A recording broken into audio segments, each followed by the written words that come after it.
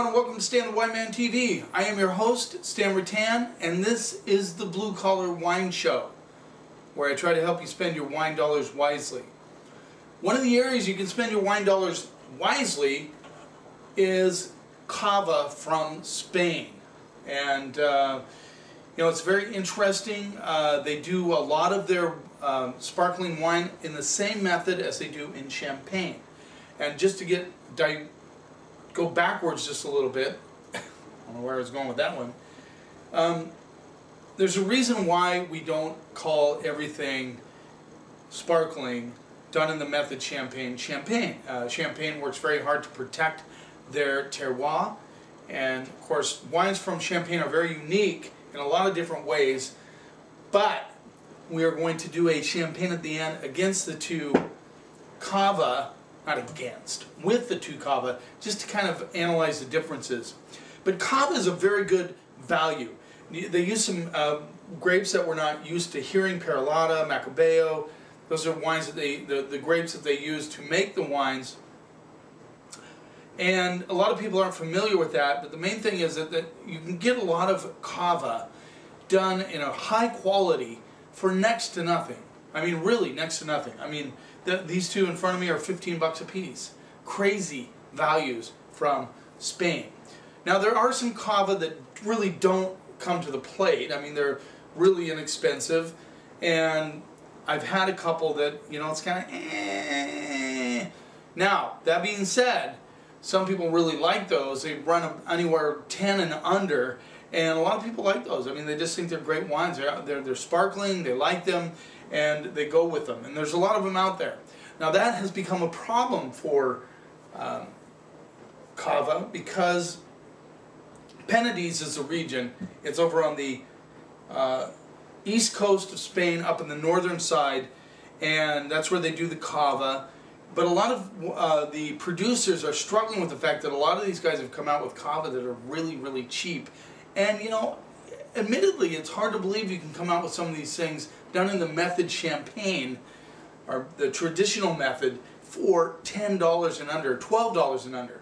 Hard to believe, but they do it. So a lot of these guys are struggling with getting the prices up to where they want them to go. And I have no problem with that. I mean, you're still looking at 15 bucks a bottle, very good value. Actually, there's one that I like a lot that runs at 10 bucks a bottle. It's just hard to believe that they can do that, but they do it. And so as a consumer, we love it, right? So we're going to taste a Brut Cava and a Rosé, and then we're going to go to a Champagne from Laurent Pierre. So let's get started. Gran Campo Veo Cava Brut Reserva. And this runs in at, does it say method, traditional method on it?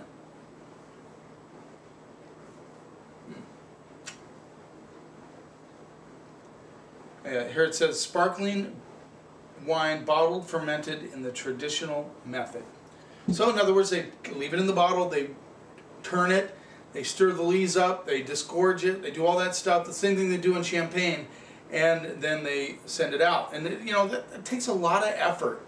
So it really is hard to believe that they can do it for this price. This is 15 bucks. I'm very curious to try these. I have not tried this particular producer yet. So, pretty big foam on the wine. And one of the things you're looking for in sparkling wine in particular is the size of the bubbles. The smaller the bubbles, the better the quality, supposedly. A lot of you don't care about that, honestly. You just want it to taste good, right? Forget about the bubbles.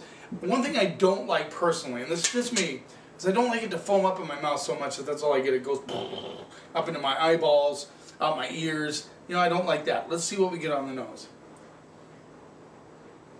So you get that yeasty kind of marzipan thing going on. Get a little bit of apple coming through. There's almost like an almond component, like a sweet almond. Let's see what we get on the palate.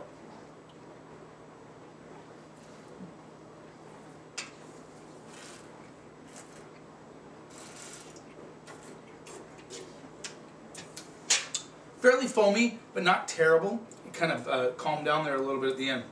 Good acidity. Nice attack of acid. I like that. a nice yeasty kind of lemon, almond, marzipan thing going on. It has a little sweet component on the finish.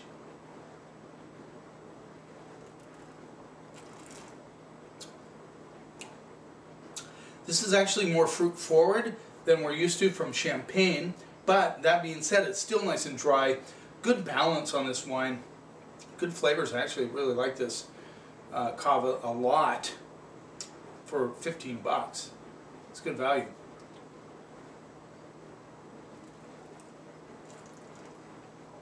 Very clean. Like I said, the only flaw you might, it's not bone dry, not by any stretch of the imagination, not bone dry, but for those of you that don't like them like pucker in your mouth, spit out sand dry, this has some fruit to it, but it has good acid. So it finishes kind of with that lemon citrus sort of thing, but it has that nice yeasty component that you look for from laying on the lees. Different style because I'm not sure the component on this one. Maybe it does give us a composition. I never looked. Nope, I don't see anything as far as the grapes used in it. They have actually gone to Chardonnay now, and they've allowed that in Penedès in the Cava wine. So you all do get some traditional. They do a little Pinot Noir also. So you get some of the traditional grapes now in Cava, which definitely makes it more interesting for those who are stuck on champagne.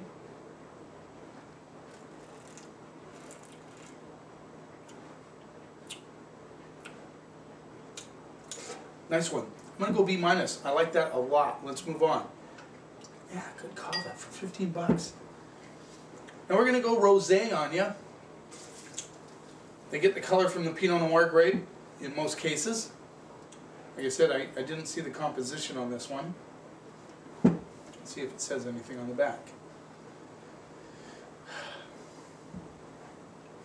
I might want to zoom in on this. Sometimes I get so consumed by I'm thinking about this whole thing. There's your label, right there. $15, B-, good stuff for the money. Now let's go to the rosé. Campo Viejo, Brut, Rosé, 12% alcohol. Cava, product of Spain. Non-vintage. Non-vintage. Okay.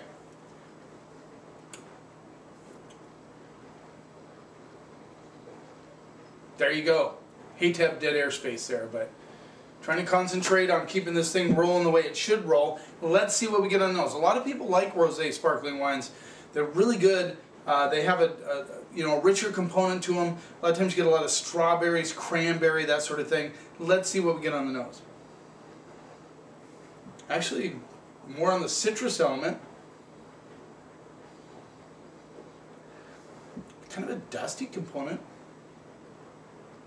I just get a skosh of strawberry on this one. Very interesting.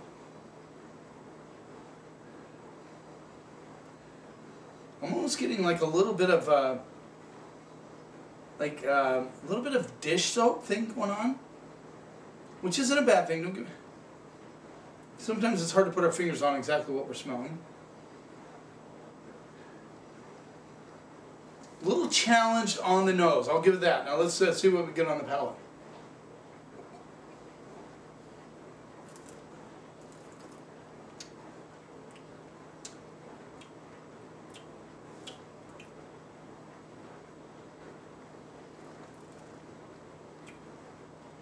I get some nice cherry and a little bit of raspberry coming through, which is very curious to me. I get that yeasty component, which is also quite intriguing. Very dry. Actually, this is drier than the Brut. Not as much fruit on this one, which is, that's compelling for us bubbleheads.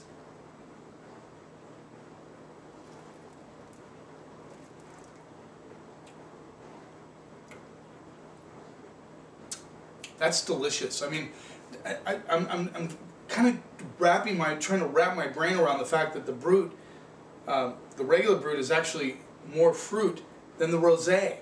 This is a beauty. I mean, for 15 bucks, I hope I got the price right. I looked it up online. Not sure if I got it exactly right, but what I saw was $15. Very nice bottle of rosé. I'm excited about this. You know, I would venture to say that you would have a hard time finding a rosé of this quality anywhere for under $20. I mean, it would be hard to find. The only thing I can think of is Treveri out of Washington State. They do a good rosé. It's $18, $3 more. I'm liking this one.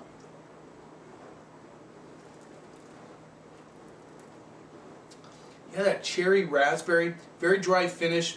Get a little bit of yeasty component, a little bit of marzipan, a little bit of almond on the finish. God, I'm gonna go B plus A minus on that rosé for $15. That rocks. That rocks. Seriously, I have to talk to my Dickerson boys about getting this in. They carry the Campo Viejo reds, but they don't have the sparkling wine. That is something they need to get into. Let's move on. It's a little split. That's what they call them, half bottle. Laurent Perret. Laurent Perret.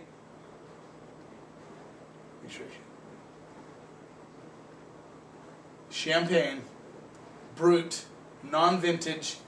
For a full bottle, this is $45. Now, that being said, 45 bucks for a full bottle of champagne is a deal. Champagne just got classic soil, chalky, minerally soil. They have a cooler climate, so they get high acid wines. You know, just classic place to grow grapes for sparkling wine. That rosé though, that rocks. That rocks. All right, let's see what we get on the nose. Once again, just classic. You almost get that slaty kind of chalky component going through with the marzipan. A little bit of almond characteristics, some citrus notes. You get a little bit of apple. Let's see what we get on the palate.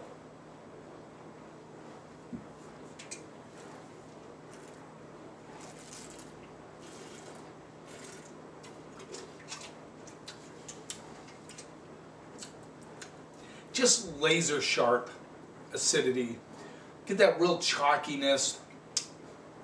Get the almond and citrus notes coming through. A little bit of apple. But this baby just makes your mouth water. The acid, the combination of acid, the balance of acid and fruit is just incredible on this champagne.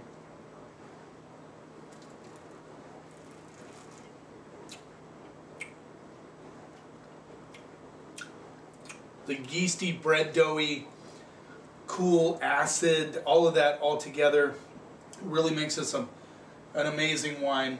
Yeah, it's $45 for a bottle. Now, not this size bottle. Oh,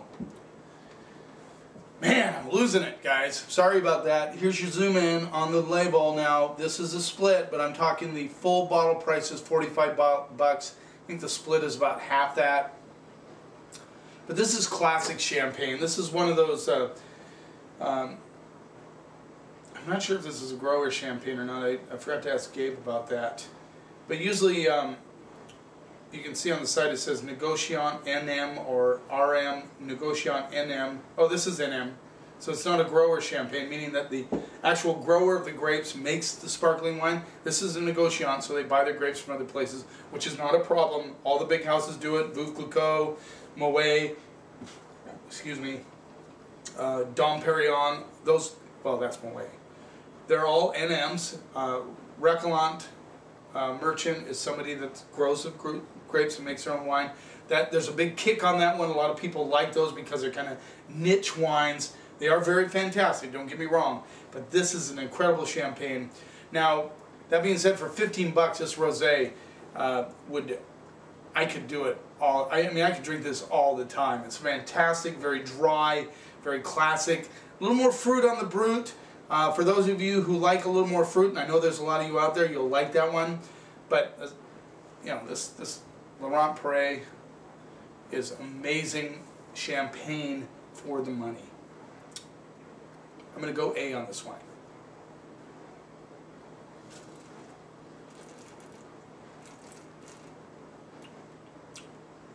Oh, I love it. I love it. Good stuff. Thanks for watching. And remember, wine is not a mystery. It is just fermented grape juice. Drink it. Enjoy it. Be willing to try new things. Try Cava.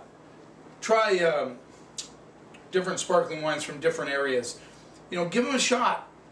Don't be afraid to try new things. And remember, remember to always be true to your palate. Never let anybody tell you what you should or shouldn't like. And if you do that, together, you and I can take the snob out of wine.